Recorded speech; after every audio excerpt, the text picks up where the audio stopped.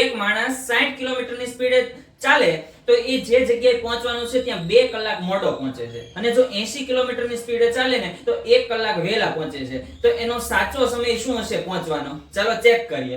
હવે ધારી લઈએ કે ધારો કે મૂળ સમય t છે, બરાબર, અને અંતર બરાબર d લઈએ, બરાબર. હવે ધ્યાનથી સાંભળજો. જો 60 કિલોમીટરની સ્પીડે ચાલે ને માણસ, કોઈ 60 કિલોમીટર પ્રતિ કલાકની જો સ્પીડે માણસ ચાલે તો જે પહોંચવાનો મૂળ સમય કરતા એ 2 કલાક મોડો પહોંચે. એટલે કે માનો કે 12 વાગ્યાને પહોંચવાનો સમય હોય તો એ કેટલા વાગે પહોંચે? તો કે 2 વાગે પહોંચે, બરાબર. એટલે 2 પ્લસ કરવાના, એટલે 2 શું થશે? પ્લસ.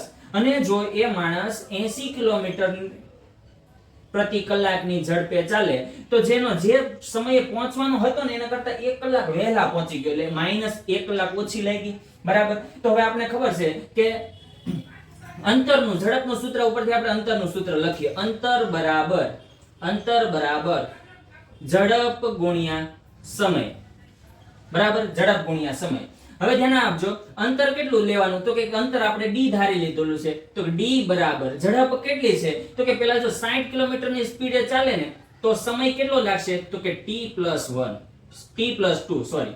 અને પાછો જો એ 80 કિલોમીટરની સ્પીડે ચાલે તો સમય શું લાગશે? તો કે t-1, બરાબર. બંને dd છે, બરાબર.